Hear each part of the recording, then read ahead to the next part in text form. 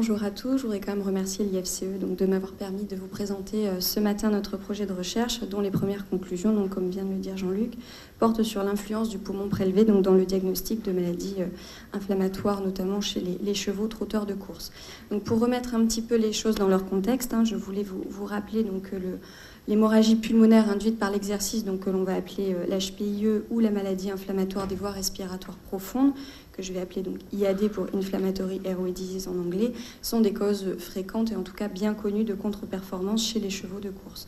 L'outil diagnostique donc, de ces maladies-là a été démontré comme étant le lavage broncho-alvéolaire, en tout cas un des outils standards de diagnostic de ces maladies. Donc le principe rapidement du lavage broncho-alvéolaire, c'est d'injecter du liquide non stérile à l'intérieur des bronches et des alvéoles du cheval et de réaspirer ensuite ce liquide pour l'analyser ensuite.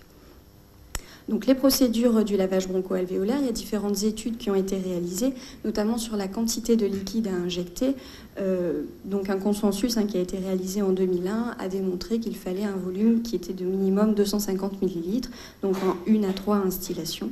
Concernant l'échantillon soumis à analyse, puisqu'après donc, on récupère ce liquide qui a été instillé en différentes seringues notamment, donc est-ce qu'il faut analyser la première seringue, la dernière, ou est-ce qu'il faut tout mélanger? Donc globalement, les conclusions ont démontré qu'il valait mieux regrouper donc, toutes ces seringues pour faire l'analyse d'un pool global.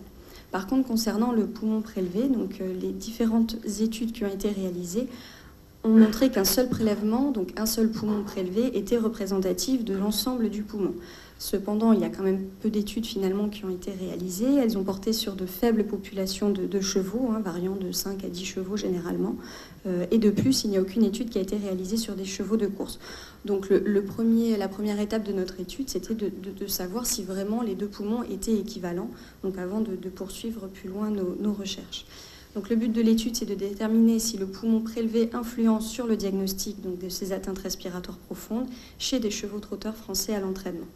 Donc il s'agit d'une étude qu'on a réalisée sur 138 chevaux trotteurs à l'entraînement et activement impliqués en course. Donc ils avaient tous couru depuis moins de 1 mois et ils devaient courir donc, dans les 1 semaine à 15 jours suivants. Donc la moyenne d'âge de ces chevaux était de 5 ans et ils provenaient de 11 écuries différentes, donc principalement en Mayenne. Donc on a fait ces prélèvements pendant les meetings d'été de 2011 et de 2012. Donc on a réalisé le lavage broncho-alvéolaire à l'aide d'un gastroscope, donc de 3,20 m dans les deux poumons, bien évidemment, pour pouvoir ensuite comparer donc, les liquides que nous avons prélevés dans chaque poumon. Donc le protocole, évidemment, on a récupéré donc, les informations complètes sur chaque cheval, déterminé leur note d'état corporel, fait des prélèvements sanguins, à jeun évidemment, fait un examen clinique et ensuite donc, on a procédé au lavage broncho-alvéolaire. Donc la contention du cheval, on a donc systématiquement utilisé un torné, on a essayé d'éviter autant possible la sédation, évidemment pour les délais antidopage, et donc ensuite on a introduit de façon aléatoire l'endoscope donc dans la bronche droite puis ensuite la gauche et inversement dans la gauche puis la droite selon les chevaux.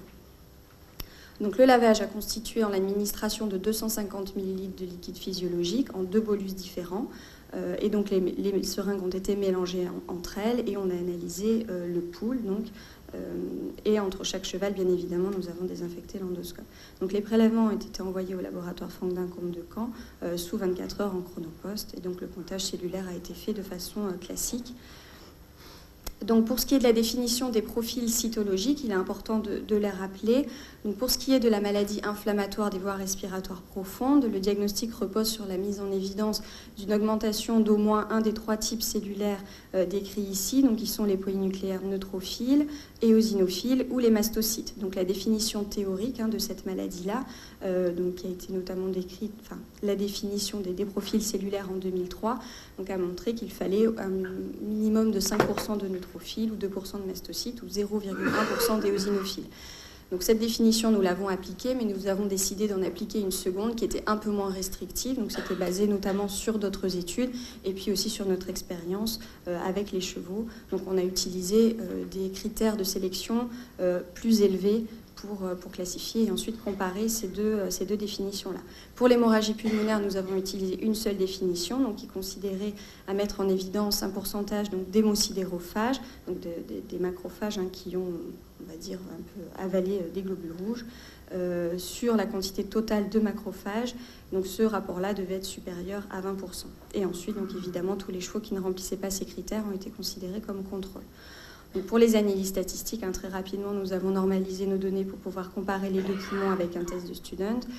Réaliser donc une analyse de régression linéaire. Et là, ce qui est important, c'est l'analyse du coefficient de corrélation intraclasse et du coefficient kappa, dont je vais vous parler ensuite, sachant que ça s'interprète en considérant qu'on a une grande répétabilité des résultats. Donc en gros, les poumons sont comparables si on a une valeur qui se rapproche le plus possible de 1. Donc nos résultats, nous avons mis en évidence une différence significative dans les pourcentages de neutrophiles, d'hémosidérophages et d'hémosidérophages sur macrophages totaux. Dans le poumon droit, ils étaient plus élevés que dans le poumon gauche. Donc nous n'avons pas eu d'autres différences significatives avec ces analyses statistiques-là. Donc pour ce qui est du pourcentage de neutrophiles et d'hémosidérophages, c'est démontré sur la figure, et sinon vous avez les valeurs d'hémosidérophages sur macrophages totaux. Donc pour ce qui est de la régression linéaire, très rapidement, elle a mis en évidence qu'il n'y avait pas d'équivalence entre les deux poumons. Les pourcentages cellulaires, donc analysés avec les coefficients de corrélation intraclasse, donc je vous ai dit, plus coefficient est proche de 1 et plus il y a une corrélation entre les deux poumons. Donc là, on voit que pour les neutrophiles, il est de 0,75, donc on va parler d'un agrément qui est modéré. Et par contre, pour les autres profils cellulaires, donc on a un agrément qui est faible. Si on considère maintenant les profils cytologiques, donc pour ce qui est du diagnostic de la maladie inflammatoire, en considérant la définition classique, on a eu plus de 93% des chevaux qui remplissaient ces critères. Donc vous voyez bien pourquoi on a utilisé des critères un petit peu moins sélectifs ensuite, c'est-à-dire qu'en gros, pratiquement tous les chevaux ont une maladie inflammatoire pulmonaire. Et seulement 9 chevaux donc, qui étaient contrôle. Donc un faible agrément avec le coefficient kappa, puisqu'il est que de 0,30, donc très éloigné de 1, entre le poumon droit et le poumon gauche. Si on utilise la définition alternative, donc un petit peu moins restrictive, on n'a plus que 56% des chevaux donc, qui souffrent de maladies inflammatoires pulmonaires. Et donc on voit donc 60 chevaux contrôle, et là l'agrément il est modéré, donc il est un petit peu plus élevé quand même entre le poumon droit et le poumon gauche. Maintenant, si on s'intéresse à savoir quel est le nombre de faux négatifs, c'est-à-dire combien de chevaux auraient été considérés comme contrôle, donc sains, en se basant uniquement sur l'analyse d'un seul poumon, alors qu'en réalité, le deuxième poumon aurait révélé qu'il souffrait d'une maladie inflammatoire. Donc si on considère la définition classique, donc on a 35 chevaux avec au moins un poumon normal, on a plus de 37% de faux négatifs. Si on considère la définition alternative, on a un pourcentage de faux négatifs qui diminue relativement, puisqu'on passe entre 12 et 17%. Donc on peut en conclure que le risque est plus élevé de diagnostic incorrect si on utilise la définition la plus restrictive. Concernant le diagnostic de l'hémorragie pulmonaire maintenant, donc on a une prévalence qui est d'environ 32%, avec donc 84 chevaux contrôle, et un agrément là aussi uniquement modéré de 0,49 entre les poumons droit et gauche. Donc là, pour ce qui est des faux négatifs, on se rend compte qu'on aurait eu donc 6,7% de faux négatifs si on prélève le poumon droit et 14,3% de faux négatifs, donc ce qui est beaucoup plus élevé si on avait prélevé uniquement le poumon gauche. Donc là, on peut en conclure pour l'hémorragie pulmonaire que le risque est plus élevé d'avoir un faux diagnostic si on prélève le poumon gauche plutôt que le poumon droit. Donc en discussion, il est important de rappeler qu'il s'agit de la première étude qui réalise autant de lavage broncho-alvéolaire sur une population de chevaux trotteurs de course. Il a souvent été démontré que le lavage broncho-alvéolaire était une méthode relativement invasive, donc qui excluait un petit peu son utilisation en routine et en tout cas limitait son utilisation à de faibles populations de chevaux. Donc nous, dans cette étude, à cause des contraintes de dopage, finalement, nous n'en avons tranquillisé qu'une dizaine sur les 138.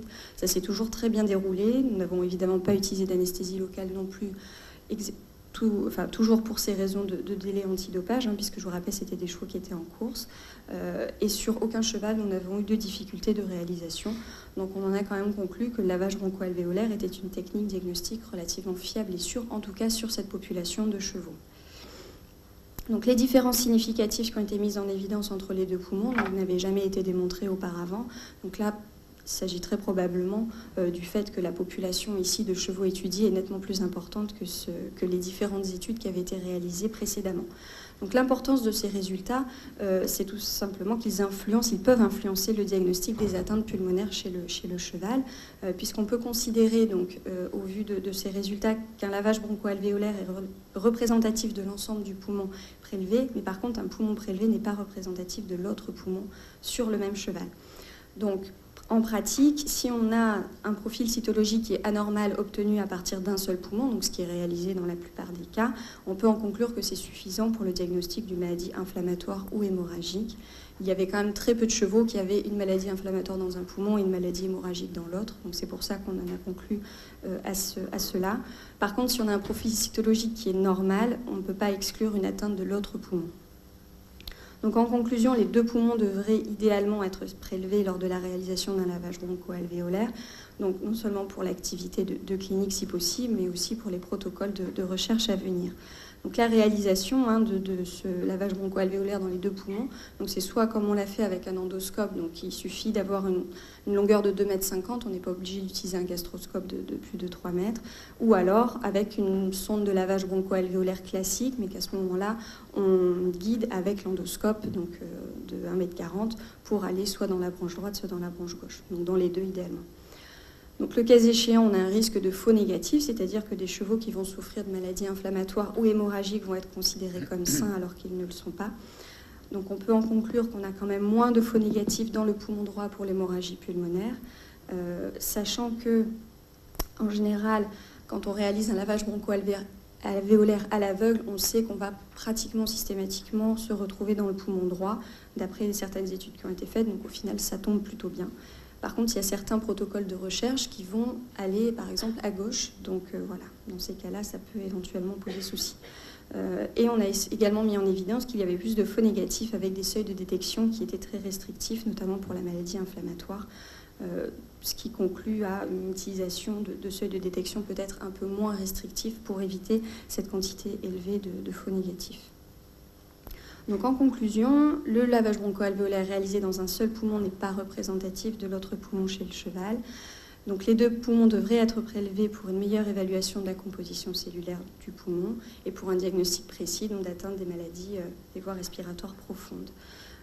Nous avons également mis en évidence une prévalence relativement élevée de cette maladie inflammatoire pulmonaire sur ces chevaux trotteurs à l'entraînement et en course, donc plus de 93% avec la définition classique et 56% quand même avec la définition alternative.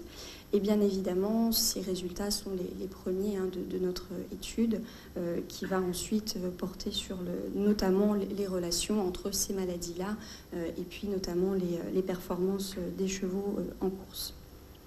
Voilà, donc je tiens à remercier bien sûr les collaborateurs de cette étude et puis bien sûr nos partenaires financiers, donc notamment l'IFCE et la SECF, tous les entraîneurs et les vétérinaires traitants qui ont collaboré, et puis bien sûr nos assistants qui nous ont aidés pour réaliser cette étude. Je vous remercie de votre attention.